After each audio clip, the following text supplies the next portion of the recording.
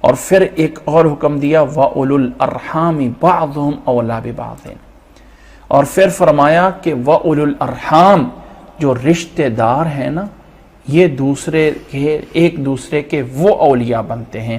یہاں سے وارث مراد ہیں، اور وارث جو ہیں وہ ایک دوسرے کے وہ رشتہ دار ہی بنتے ہیں فی کتاب اللہ، اللہ تعالیٰ کی کتاب میں، اللہ تعالیٰ کے قانون میں۔ ان اللہ بکل شیء علیم، اللہ تعالیٰ ہر چیز کو جاننے والا ہے۔ اس آیت میں دو باتیں سمجھنے والی ہیں۔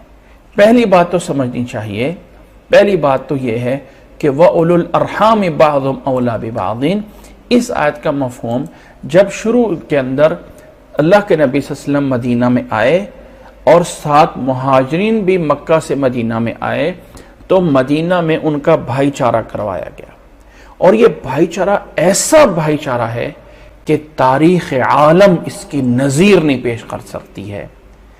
ایک مہاجر ایک انصاری کا بھائی بنایا جاتا ہے، اور انصاری کہتا ہے میرا باغ ہے، آدھا میں تجھے دیتا ہوں، تو لے لے۔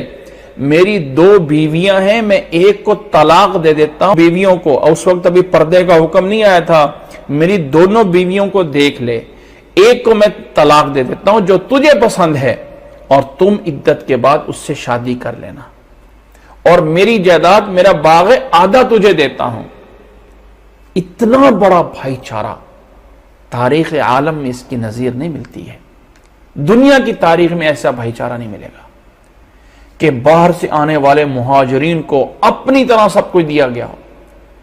یہ تھی ریاست مدینہ، جس ریاست مدینہ کے دعوے کیے جاتے ہیں اس میں یہ تھا کہ ان بھائیوں کو جو باہر سے آئے تھے وارث بنایا گیا۔ یہ شروع میں ایسا ہوا۔ اس کے بعد جب اسلام کچھ پاور میں آ گیا، آنے والے مہاجرین بھی کچھ پاور میں آ گئے، تو اب یہ آ گیا وَأُولُو الْأَرْحَامِ بَعْضُهُمْ أَوْلَىٰ بِبَعْضٍ۔ اب کہا کہ جو وارث بنتے ہیں وہ رشتہ دار ہی بنتے ہیں، وہ اصلی رشتہ دار ہیں۔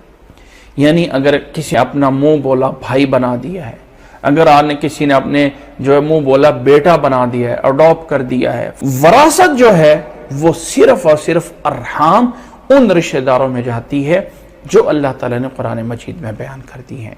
جو وارث بنتے ہیں، جو مطلب معاہدے کے دوست ہوں، جو منہ بولے ہوئے قریبی بنائے ہوئے ہوں، جتنے مرضی حمایتی کر لیں، یہ میرے سکے ہیں، یہ میرے فیملی کی طرح ہیں، یہ فلاں ہیں، جو وراثت ہے وہ صرف صرف رشتہ داروں میں جانی ہے۔ یہ اس آیت کا مفہوم ہے۔ اسلام کے شروع میں ان کا جو بھائی چارہ بنایا گیا تھا مہاجرین انصار کا، اس کے نتیجے اب دیکھیں نا، یہ صورت اسی ابتدائی دور جنگ بدر کے واقعات پہ ہے، اسی پہ تبصرہ کر رہی ہے، اور اسی تبصرے میں اس وقت جو ہے وہ مہاجرین آ رہے تھے اور اس آ کے انصار کے ساتھ جو ہے ان کا بھائی چارہ کرایا جا رہا تھا۔ شروع میں کہا یہ تمہارے ساتھ ہیں، تمہارے بھائی ہیں، فلاں ہیں فلاں ہیں۔ پچھلی آیت میں جیسے اللہ تعالیٰ نے بتا دیا اولئک بعضهم اولیاء بعض، ایمان والے ایک دوسرے کے اولیاء ہیں، ان کو اس طرح بنائے گا۔ جب یہ وقت تھوڑا سا پورا ہوا تو بعد میں یہ اصول آ گیا تھا وَأُولُو الْأَرْحَامِ بَعْضُهُمْ أَوْلَىٰ بِبَعْضٍ، کہ رشتہ دار ہی وارث بن سکتے ہیں،